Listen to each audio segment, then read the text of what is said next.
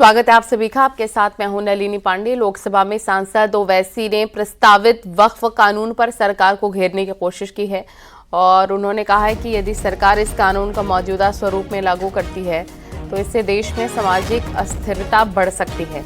उन्होंने स्पष्ट किया, मुस्लिम समुदाय ने इस प्रस्तावित कानून को पूरी तरह खारिज कर दिया है और यदि इसे लागू किया जाता है तो देश में सभी वक्फ संपत्तियां खतरे में पड़ जाएंगी।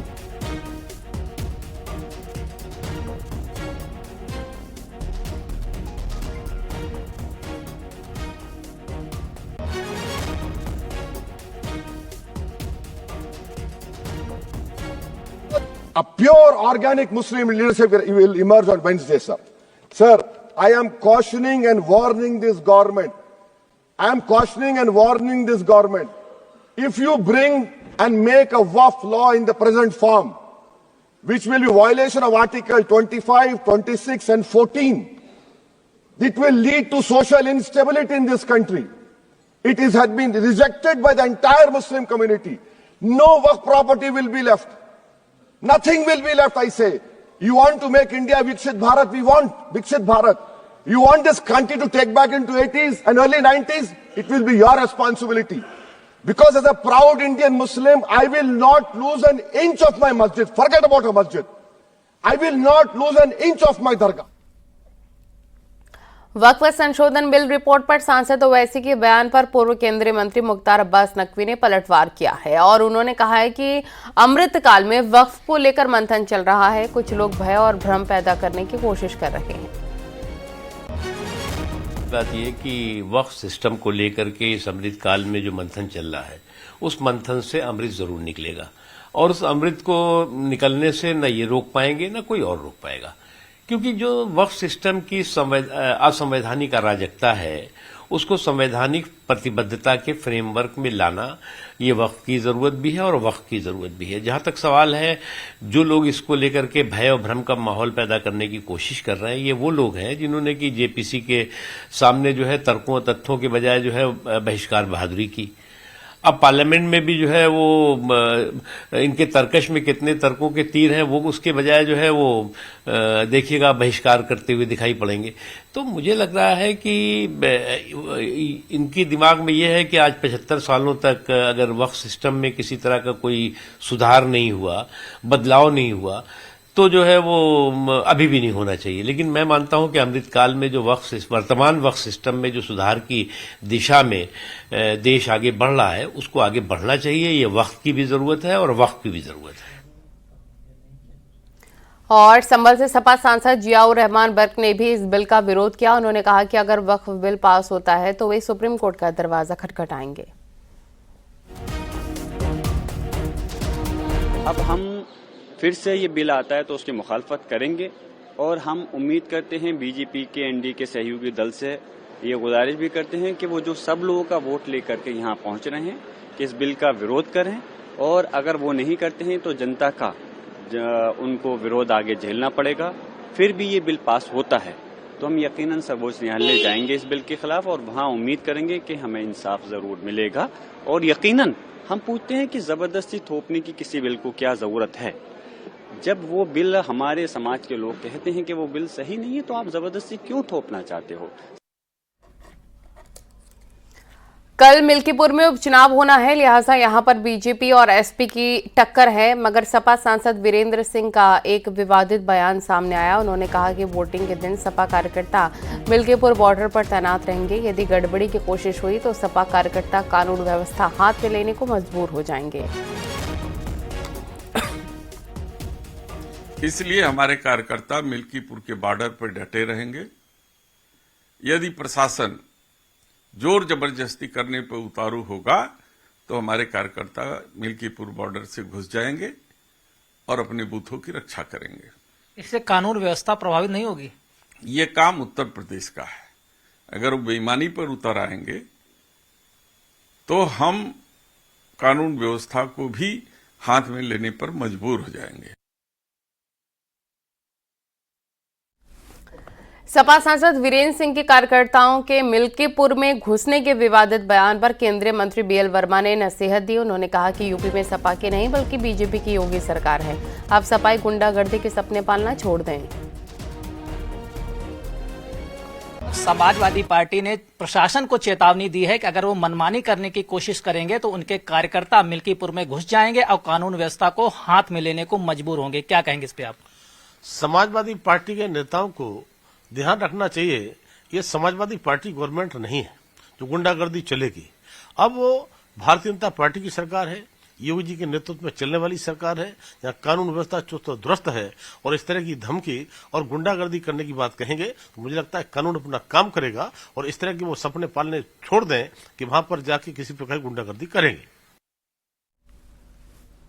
मिल्कीपुर में कल वोटिंग है, वहीं 8 फरवरी को काउंटिंग होगी। मिल्कीपुर के महाभारत में बीजेपी और समाजवादी पार्टी की सीधी टक्कर है। ऐसे में दोनों पार्टियों ने जीत के लिए एड़ी चोटी का जोर लगा दिया है।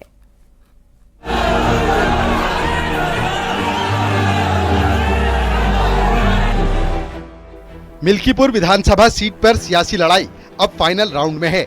समाजवादी पार्टी जिस सीट को अपना गढ़ बताती आई है, उसे जीतने के लिए बीजेपी ने अपनी पूरी ताकत झोंक दी है। सीएम योगी के लिए ये सीट प्रतिष्ठा का सवाल बन चुकी है। मिल्कीपुर उपचुनाव की बागडोर खुद सीएम योगी ने संभाल रखी है। पिछले 6 महीने में सीएम योगी मिल्कीपुर में 6 रैली कर चुके हैं। योगी के 7 मंत्री प्रचार में जुटे हैं। वहीं अखिलेश यादव ने यहां 1 रैली की और एसपी सांसद डिंपल यादव ने रोड शो किया। वहीं एसपी सांसद धर्मेंद्र यादव भी यहां रैली कर चुके हैं। एसपी ने अयोध्या से सांसद अवधेश प्रसाद के बेटे अजीत प्रसाद को प्रत्याशी बनाया है। इसीलिए अवधेश प्रसाद ने मिल्कीपुर में प्रचार के लिए डेरा डाला हुआ है। इन्होंने मुझे टिकट दिया और सामान्य सीट पर टिकट दिया और जनता जनार्दन ने, देवतुल्य मतदाताओं ने, प्रभु राम की कृपा ने, हनुमान जी की कृपा ने और अखिलेश जी की कृपा ने हमें चुनाव जिताया। सारे देश में चर्चा है, दुनिया में चर्चा है, लेकिन भारतीय जनता पार्टी के लोगों को पच नहीं रहा है। मिल्कीपुर हिंदू बाहुल्य सीट है। यहाँ करीब 3.5 लाख वोटर्स हैं। इनमें 1.25 लाख के करीब दलित वोटर्स हैं। ओबीसी वोटर्स दूसरे नंबर पर आते हैं, जिनमें यादव सबसे ज्यादा प्रभावी हैं। 60,000 के करीब ब्राह्मण और 25,000 के करीब ठाकुर वोटर्स हैं। बीजेपी यहाँ हिंदू कार्ड खेलना चाहती है। एक दलित बेटी के साथ इन्होंने मैनपुरी में विधानसभा चुनाव के दौरान क्या किया था, इन्हीं का नेता था। उस दरिंदे ने क्या घटना की थी, उस बेटी का गला घोंट करके उसकी हत्या कर दी थी। और याद करना, अयोध्या में कल एक बेटी के साथ घटना घटित हुई है, जहां जब निचले स्तर पर जाएगी, जो नौटंकी आज इनका सांसद कर रहा है, याद करना उसमें भी कोई ना कोई समाजवादी पार्टी का दरिंदा शामिल जरूर होगा। राजनीतिक विश्लेषक मानते हैं कि बीजेपी के लिए ये सीट प्रतिष्ठा का सवाल बन चुकी है। इस सीट पर कमल खिलाने के लिए खुद सीएम योगी ने प्रचार की कमान अपने हाथ में ले रखी है।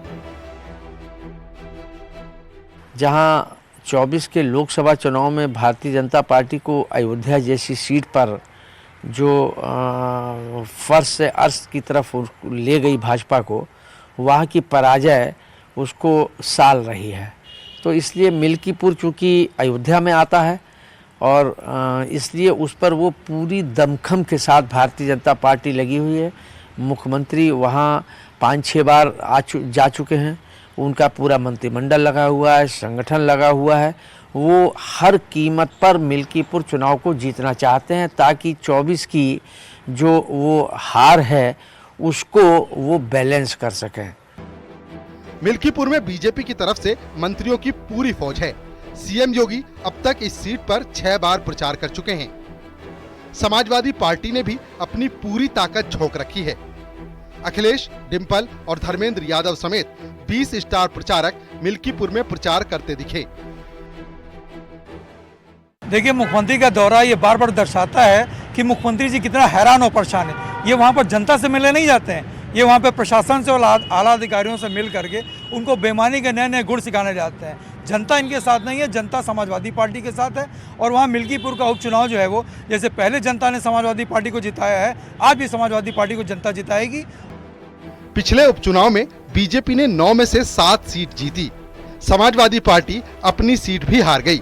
ऐसे में मिल्कीपुर को लेकर एसपी के ऊपर मनोवैज्ञानिक दबाव है।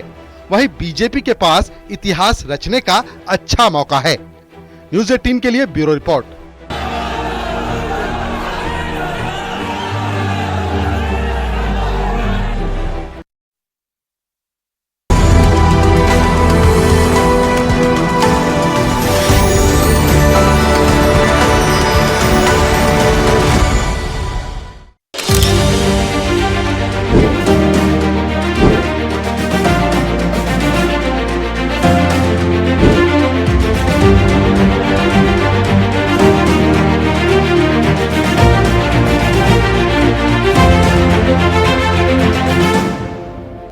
इबादतों की तरह मैं ये काम करती हूँ।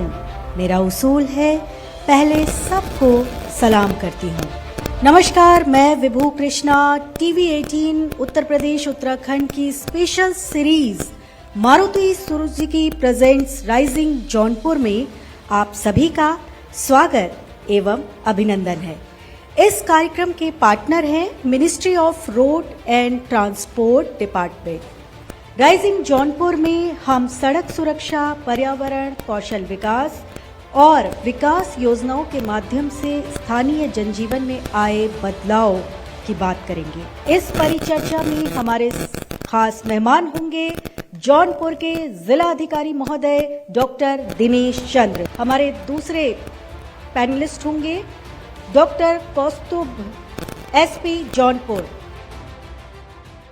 पुलिस की महत्वपूर्ण भूमिका हम देखते हैं, खास करके हम देखते हैं कि पुलिस के डर से तो लोग हेलमेट लगा लेते हैं, जैसे ही देखते हैं कि आसपास पुलिसकर्मी नहीं है तो वापस से हेलमेट उतार देते हैं।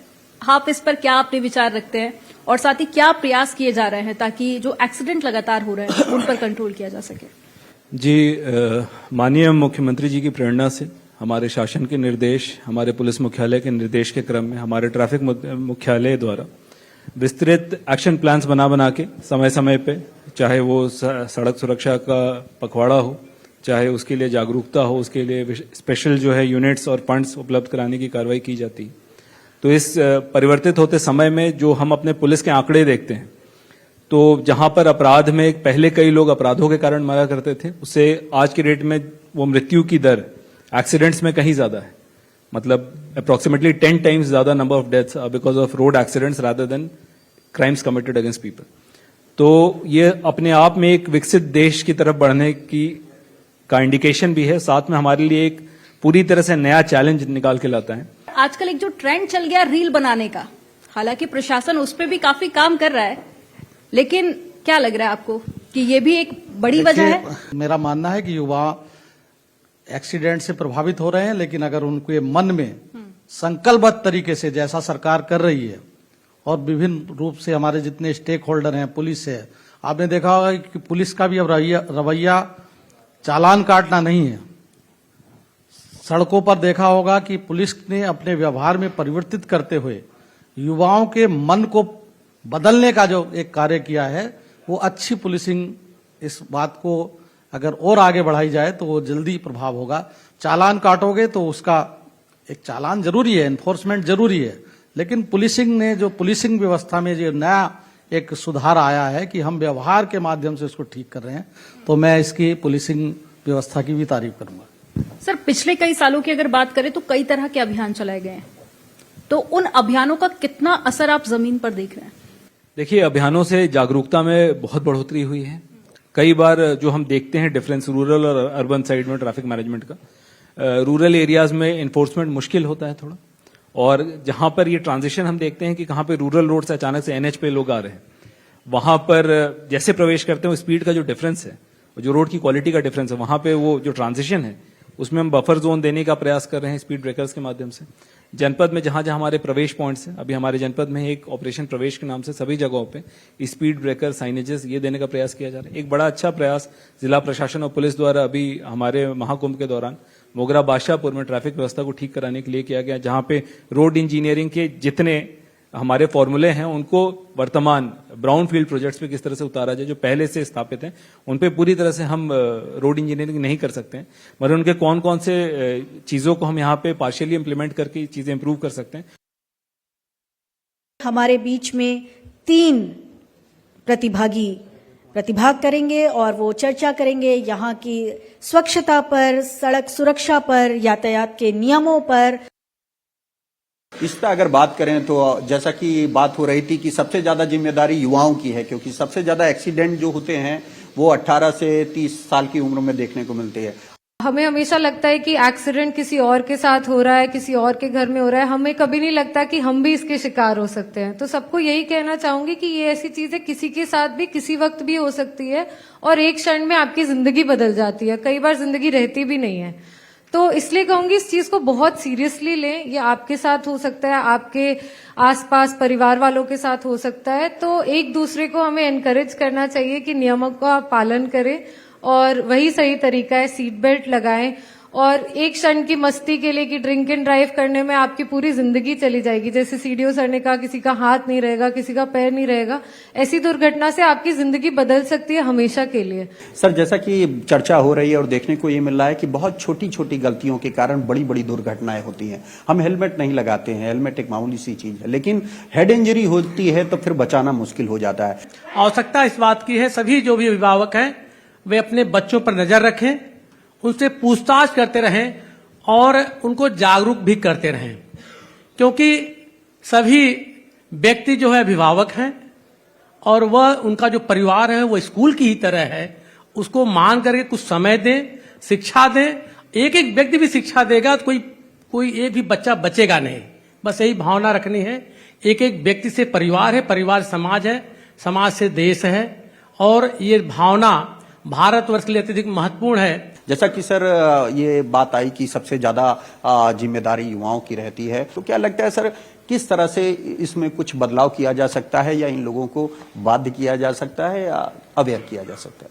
उस उम्र में बहुत सारे बच्चों में जो जोश होती है वो बहुत बार इनका होश जो है खो देती है। तो इसमें मुख्य भूमिका मैं मानता हूं, जब तक बच्चा जो है उसका वो उस हिसाब से उसकी मैच्योरिटी नहीं आती है, समाज की और मुख्य रूप से माता पिता की जिम्मेदारी बनती है कि वो बच्चे को समझाए कि बेटा अगर तुम्हें लगता होगा स्पीड, एक कैप्शन भी हम लोग देखते हैं रोड में, speed thrills but also kills. तो जो आपको वो अच्छा लगता भी होगा तेज चलाने में, लेकिन वो कभी कभी आपका जान भी ले लेती है। इस सत्र में परिचर्चा में हमारे आगंतुक होंगी डॉक्टर जाह्नवी श्रीवास्तव, नोडल अधिकारी कौशल विकास, श्री मनीष कुमार पॉल, नोडल अधिकारी कौशल विकास जौनपुर। स्किल डेवलपमेंट से आप लोग जुड़े हुए हैं, तो सबसे पहले मैं जाह्नवी श्रीवास्तव जी, जो आप नोडल ऑफिसर हैं कौशल विकास की, स्किल डेवलपमेंट बहुत महत्वपूर्ण चीज है। जौनपुर जिले में आप लोग स्किल डेवलपमेंट को लेकर के क्या क्या कर रहे हैं? मेरे यहाँ जो विश्वविद्यालय है, अभी तक जो काम होता रहा है वो हमारे यहाँ विद्यार्थी पढ़ते रहे हैं, और लेकिन अभी इस प्रेजेंट टाइम में जब से कौशल विकास केंद्र हमारे यहाँ स्थापित हुआ है, ये जो ऊंची ऊंची दीवारें हैं विश्वविद्यालय की, इसको पारदर्शी बना दी गई हैं। इसमें ग्रामीण क्षेत्र की भी जो महिलाएं हैं ज्यादातर, और जो अशिक्षित महिलाएं हैं, कम पढ़ी लिखी हैं, और जो बच्चे हैं जो कम पढ़े लिखे हैं, उनको भी इस तरह का कौशल सिखाया जा रहा है। जैसा कि माननीय प्रधानमंत्री जी और माननीय मुख्यमंत्री जी का विजन है कि हर हाथ कौशल हो और हर व्यक्ति रोजगार हो, तो वोकेशनल कोर्स हमारे यहाँ चलाए जा रहे हैं। साइबर क्राइम और इनसे होने वाले नुकसान के बारे में आप बेहतर जानते हैं, और उस नुकसान से कैसे बचा जा सकता है, इसके बारे में हम आपसे जानना चाहेंगे कि क्या जो ये साइबर क्राइम है इसको होने से पहले ही रोका जा सकता है, या फिर अगर जागरूकता की बात ना करें और तुरंत अगर मान लीजिए कोई चीज साइबर क्राइम, किसी के साथ साइबर फ्रॉड हो रहा है, तो उसको कितने जल्दी वो टैकल कर सकता है, कैसे वो बच सकता है उस चीज से? वास्तविक रूप में ये जो साइबर अपराध है, आज ये सबसे बड़ा मुद्दा हो गया है, आम आदमी से लेकर बड़े आदमी तक का। छोटा आदमी है उसका 5,000 रुपए और बड़े आदमी के लिए 5 लाख रुपए, दोनों की कीमत बराबर है उस व्यक्ति के लिए। अवेयरनेस का पार्ट है वो विश्वविद्यालयों और महाविद्यालयों के लिए। अभी गृह मंत्रालय ने कुछ साल पहले एक पहल की थी और उन्होंने साइबर क्लब के गठन की बात की कि जो माध्यमिक विद्यालय हैं, कॉलेज हैं, यूनिवर्सिटी में साइबर क्लब का गठन किया जाए और उनके माध्यम से अवेयरनेस किया जाए। तो हमारे पूर्वांचल विश्वविद्यालय में भी साइबर क्लब का गठन किया गया, उसका मैं नोडल अधिकारी हूं। और सबसे बड़ी बात आपको मैं बताऊं कि पूर्वांचल विश्वविद्यालय में साइबर क्लब जो केंद्र सरकार ने कहा था बनाने के लिए, उसके पहले ही हमारे विश्वविद्यालय ने एक साइबर अवेयरनेस कमेटी का गठन कर दिया था, जिसमें अवेयरनेस की बात की गई थी। आज जो सबसे बड़ी समस्या है कि आज लोगों के पास रोज नए तरीके के साइबर अपराध हो रहे हैं। जो ग्रामीण इलाकों के बच्चे हैं, क्योंकि जौनपुर गांव में बसता है, जौनपुर शहर जो कस्बा है बहुत बड़ा नहीं है, जैसे ही शुरू होता है उसके तुरंत बाद गांव शुरू हो जाता है। तो गांव के लोगों के लिए आप लोग क्या कर रहे हैं स्किल डेवलपमेंट को लेकर के? जो गांव के ग्रामीण क्षेत्र के बच्चे हैं, बहुत बच्चे जो पढ़ाई बीच में ड्रॉप आउट हो गए, किसी भी कारणवश आर्थिक समस्या और कुछ भी हो सकता है, पढ़ाई छोड़ चुके हैं अथवा पढ़ भी रहे हैं, उनके जो भी उनकी रिक्वायरमेंट है, इस तरह से टोटल कौशल विकास मिशन में एरिया वाइज टोटल 34 सेक्टर और 283 पाठ्यक्रम राज्य में संचालित हैं। और महिलाओं के संबंधित भी जैसे अपैरल है, सिलाई कढ़ाई, जो ग्रामीण क्षेत्र की महिलाएं हैं, सिलाई कढ़ाई और अपैरल और ब्यूटी वेलनेस, इस टाइप के सेक्टर में ट्रेनिंग दिए जाते हैं, जिससे महिलाएं स्वरोजगार और ट्रेनिंग देने के बाद प्लेसमेंट की भी व्यवस्था होती है। और पूरी ट्रेनिंग पूरा निःशुल्क होती है। और उनको जो लास्ट ईयर लगभग हमारे जिले में 12,000 प्रशिक्षित किए गए हैं। और कौशल विकास जो भी ट्रेनिंग प्रोवाइडर हैं, उनकी तरफ से लगभग 5,000 के लगभग सेवाजित भी किए गए हैं। सत्र में हमारे खास मेहमान होंगे डॉक्टर हरेंद्र सिंह, बीजेपी के नेता और पूर्व विधायक जफराबाद। डबल इंजन की सरकार है, कैसा विकास आप देख रहे हैं? इस जनपद में आज की तारीख तक अगर मैं बात करूं तो करीब 15 मंत्री आवास ग्रामीण के तहत 1 लाख से ज्यादा परिवारों को आवास मिले हैं। शहरी योजना के तहत प्रधानमंत्री आवास शहरी के तहत आज की तारीख में 24 लाख परिवारों को नगरीय क्षेत्र में, अर्धनगरीय क्षेत्रों में आवास मिले हैं। मुख्यमंत्री आवास योजना के तहत जनपद जौनपुर में लगभग 19,000 कुछ परिवारों को आवास मिले हैं। 6 लाख से ज्यादा शौचालय इस जनपद में बने हैं। और गरीब की बात, स्वास्थ्य की बात की जाए तो 12 लाख से ज्यादा आयुष्मान कार्ड बने हैं। और उसके तहत आज की तारीख तक अगर बात करूं मैं तो आज की तारीख में 88,000 से ज्यादा लोगों का इलाज हुआ, जिसमें 143 करोड़ रुपए गए हैं। तो ये कितनी बड़ी योजना, समाज के सारे तबकों की चिंता करना, रोड, इंफ्रास्ट्रक्चर, इलेक्ट्रिसिटी को लेकर इतने ढेर सारे काम हुए हैं। आज इस सफर में बस इतना ही, लेकिन अगले एपिसोड में हम आपको दिखाएंगे उत्तर प्रदेश के दूसरे शहर की संवरती तस्वीर के बारे में। तब तक के लिए आप सब अपना ख्याल रखिएगा, स्वस्थ रहिएगा और सड़क सुरक्षा के नियमों का पालन करते रहिएगा। धन्यवाद, नमस्कार।